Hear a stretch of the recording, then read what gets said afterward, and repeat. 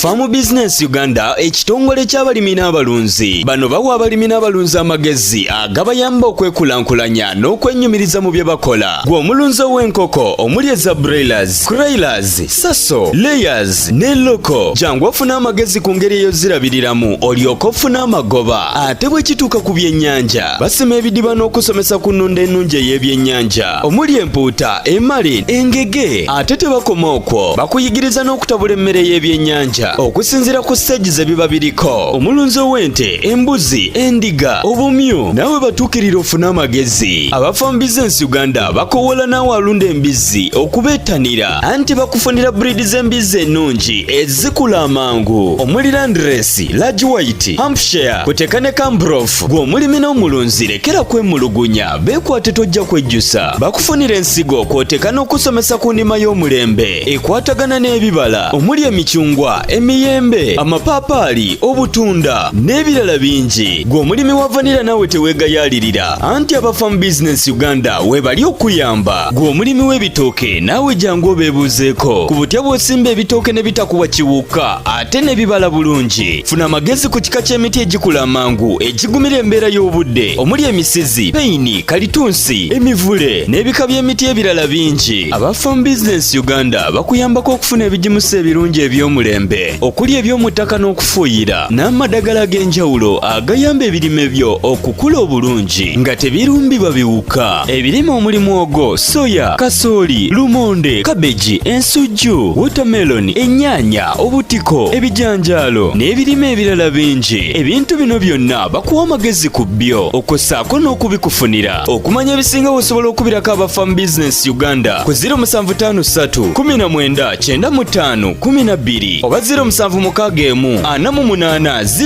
0004. Osobola n'obafunira ku WhatsApp ku 0752 83 84 89. Farm Business Uganda, farmer to farmer, mulimi ku mulimi.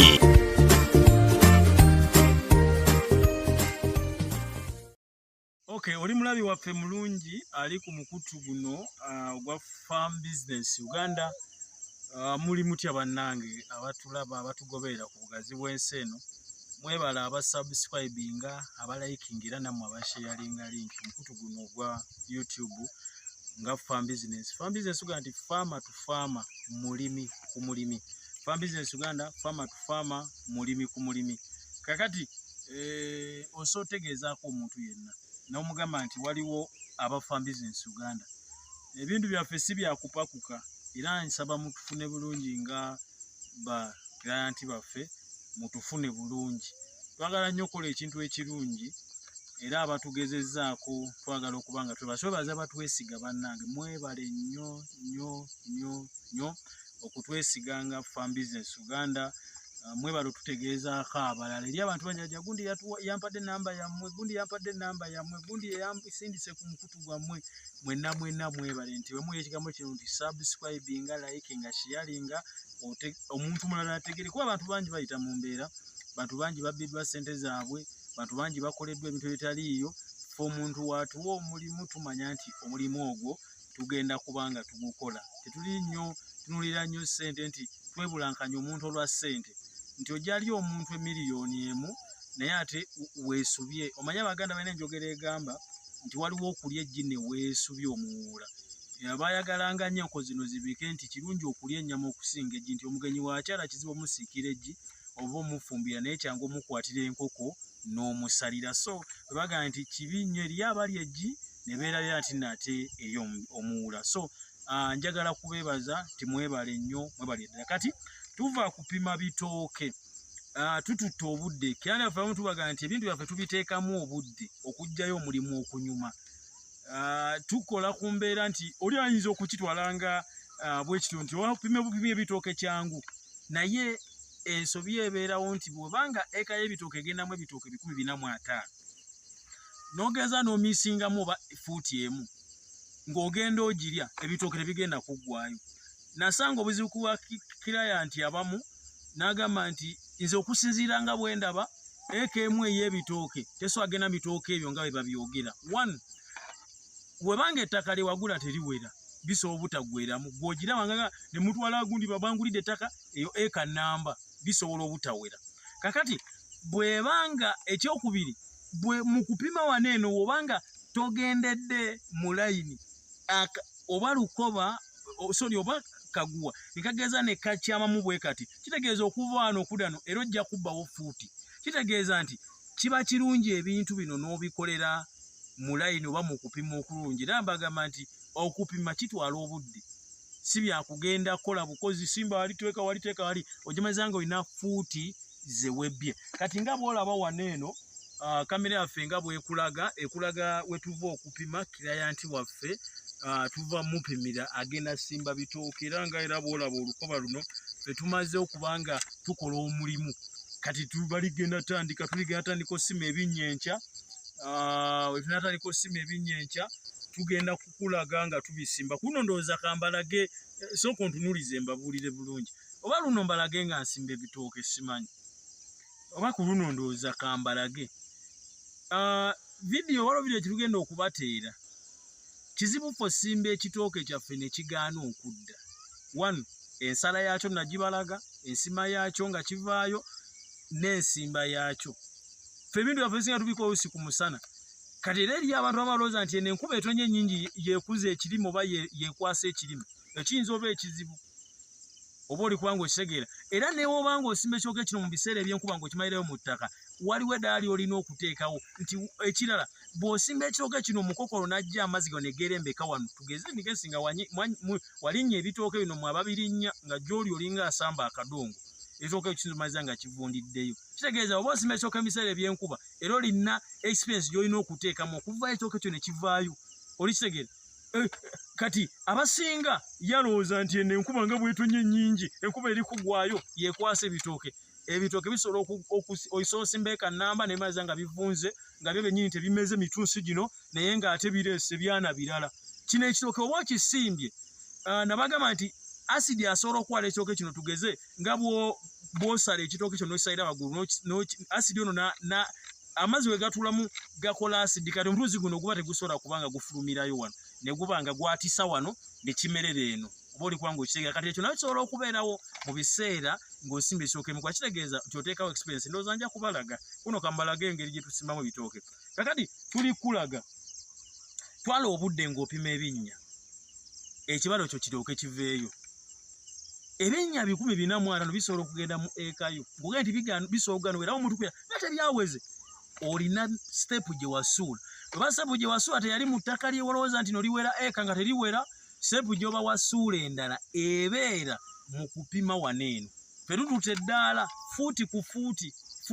fuuti okuggyayo kye tuba twagala so abalabi baffe abalungi nammwe abatuwuliriza kubanga gundi zino olumu bazizannya ku lediyo nammwe abatuwuliriza oba gwatulaba twala obudde ofune omulimu mulungi bw'onaatwala obudde omulimu ne gubeera mu layini naye oba okoze kitono kivaayo omuntu n'akussaamu ekyanga akantu kano naye bambikanyirira si kubeera na kintu naye nga kiri ekitooke kigenda Arua kyo ne kigenda Kotido kyo ne kigenda Mukono kyo kigenze Jjinja bano ono Kiranti waffe yatuwa ku ssente okubanga tumutegekera ennimiro ye era ndowooza naye ne wanaaba alabye vidiyo eno ajja kubanga asobola okukakasa nti nno mwe tumaze okubanga tugukola kakati tukoze tutya ffe tukutte olukoba lwaffe luno ne tululeega okuva eri tulabye obugazi tusoose opima obugazi bw'ettaka ne tumanya nti ebitooke bino tugenda bitwala bwe tuti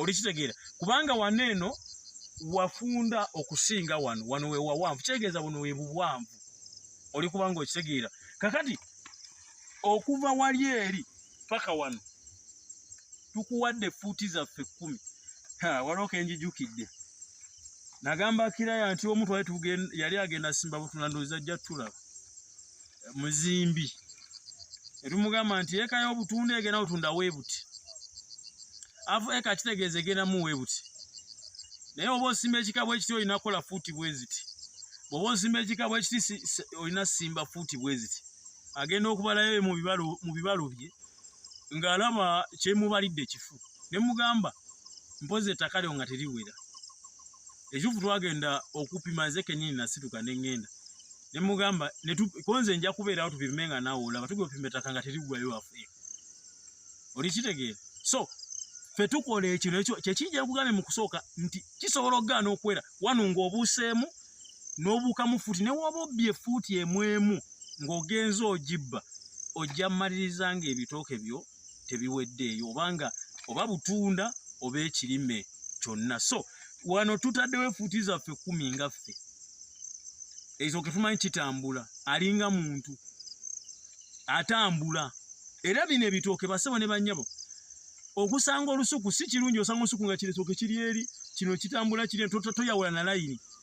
Osobola okuttira ekitooke kino nga bitambulira mu layini era nga neba bituse okumala emyaka 5 ng'osobola okutegeera nti layini y'ekitooke kino. Niyo omanyi nti ebitooke byosobola okutuuka nga tosobola kutegeera nti layini oba zaali zigendawa nga tosobola kukitegeera kubanga n'okuttira kuno olina okuteekamu experience ng'ottira ebitooke byaffe bino. Ekitooke ne kibeera nga kituuse ku myaka 5 oba 6 nga kikyalaga nti eno ye layini bwekiti bwekyali kitambula, eno ye layini bwekiti bwekyali kitambula. So tuwa ebintu bino obudde omulimu guveeyo ate oli ofune bulungi nti omuntu bw'anajja wano eno n'asanga omugonga kintu kirungi n'okugulako ensukusa eri amajja n'agamba nti njagala ensukusa. Naye omuguzi ensukusa n'agula nga alaba kyali okugula kyekyo kyagwanidde okubanga agula kubanga alaba ekintu ekirungi. Bw'oba tonnaba subscribinga konamu subscribing. Naye njagala kwebaza abantu mwenna abatandika naffe eri abantu abajja naga mbagoberedde ebbanga ddene okuva ebbanga lyonna nze mbagole okuva video ze mwasuulayo. So mwebala okwagala Farm Business Uganda si ffe balungi ffeka eri abalungi bangi. Tukuwa amagezi ne tukuyambako okufunira ebyo by'oba weetaaze nanti ki n'okuyambako bikukolera. Kakati ono okiraya nti twamuwaako amagezi naye amagezi agasinga twageesigaliza kubanga tali mu Uganda ali bweru.